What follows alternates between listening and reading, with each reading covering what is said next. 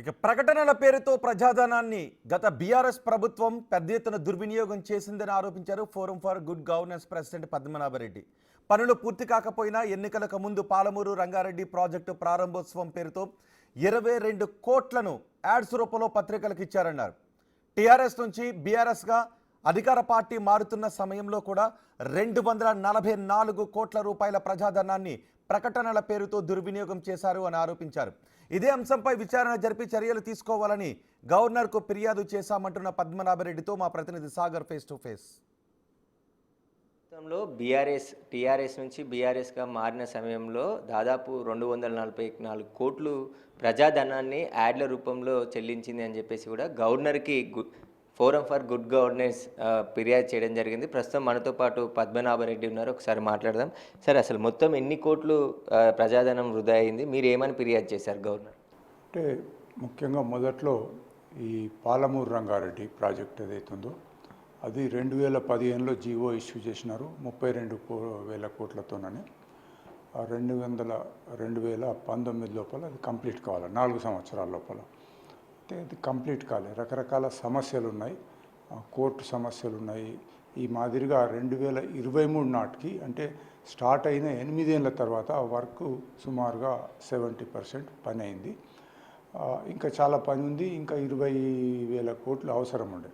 అయితే ఎన్నికల కంటే మొదలు అప్పటి ప్రభుత్వము ముఖ్యమంత్రి గారు ఆదరబాదరగా దాన్ని ఇనాగ్రేట్ చేసినారు. ఎన్నికల్లో లబ్ధి పొందడానికి ఇంకా అంత. అయితే దానికి ఎటువంటి అభ్యంతరం లేదు, వారు ఇనాగ్రేట్ చేసుకుంటే ఆయన ముఖ్యమంత్రి చేసుకోవచ్చు. కానీ ఆ ఇనాగ్రేషన్ కవర్ చేయడానికి చాలా పత్రికలలో చిన్న పెద్ద అన్నీ కలిపి 22 కోట్లు ఖర్చు పెట్టినారు. మేము సమాచార హక్కు చట్టం కింద IR&PR డిపార్ట్మెంట్ని అడిగినప్పుడు వాళ్ళు ఇచ్చినారు. 16 సెప్టెంబర్ అట్లాగే 17 సెప్టెంబర్ 2 దినాల్లో ఈ ఇనాగ్రేషన్ కార్యక్రమం నడిచింది. దీనికి 22 కోట్లు ఖర్చు అయింది అని చెప్పడం జరిగింది. ఇది మాకు అభ్యంతరకరంగా అనిపించింది. అంటే పార్టీలు ఎవరు ప్రభుత్వం ఎవరిదని కాదు, ప్రజాధనాన్ని కేవలము కంప్లీట్ కాని ప్రాజెక్టుకు ఇనాగ్రేషన్ పేరుతో ఖర్చు పెట్టినారు, అక్కడ మా అబ్జెక్షన్. ఇక రెండోది ఏంటంటే 22-23లో విపరీతంగా అడ్వర్టైజ్మెంట్స్ వచ్చినాయి. ఏంటిది, దేనికోసం ఇది అని చూస్తే మళ్ళీ మేము RTI కింద IR&P డిపార్ట్మెంట్ని అడిగినాము. వాళ్ళు 22-23 లోపల అయిన ఖర్చు పత్రికలలో ప్రభుత్వం అడ్వర్టైజ్మెంట్ చేసిన దానికి 244 కోట్లు ఖర్చు అయిందన్నారు. ఏంటి అని చూస్తే దేశంలో ఉన్న ప్రతి పత్రికకు బీఆర్ఎస్ గవర్నమెంట్ ఇలా చేస్తుంది, ఇన్ని సంక్షేమ పథకాలు చేస్తుంది అని కన్యాకుమారి నుంచి కాశ్మీర్ వరకు అన్ని, మలయాళం కాడ నుంచి పడితే పంజాబ్, అస్సాం, బెంగాల్, ఒరియా, ఈ విధంగా ఇండియాలో ఉన్న ప్రతి భాషకు ప్రతి పత్రికకు ప్రకటనలు ఇచ్చినారు. దాని యొక్క ఖర్చు 244 కోట్లు. ఇది కూడా మేము ఆబ్జెక్షన్ చేస్తున్నాం. ఎందుకనంటే మన స్టేట్లో ప్రోగ్రామ్స్ మంచిగా ఉండొచ్చు, అది మన స్టేట్ మట్టుకే ఉండాలి, కానీ మొత్తం భారతదేశం అంతా తెలవాల్సిన పని లేదు. తెలవాలనుకున్న ఆ పార్టీ వాళ్ళు ఇచ్చుకోవాలి, కానీ ప్రజాధనంతో ట్యాక్స్ పేయర్ మనీ ఖర్చు పెట్టి 244 కోట్లు ఖర్చు పెట్టినారు.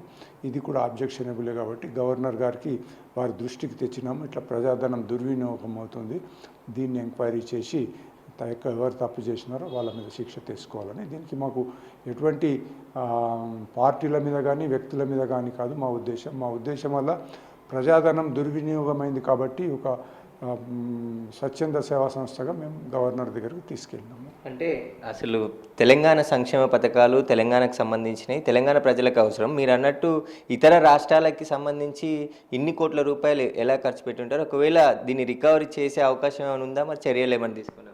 అది గవర్నర్ గారికి మేమైతే ఒక సివిల్ సొసైటీగా గవర్నర్ గారి దృష్టికి తెచ్చినాము, అట్లాగే పత్రికలలో కూడా ఇచ్చినాము.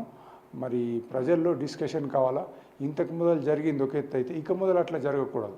అంటే పెద్ద బొమ్మలు వేసి, డైలీ వాళ్ళ బొమ్మలు, ఇక్కడ బొమ్మలు, అక్కడ బొమ్మలు వేసి ఇది చేస్తున్నాం అది చేస్తున్నాం అనంటే అవసరం లేదు.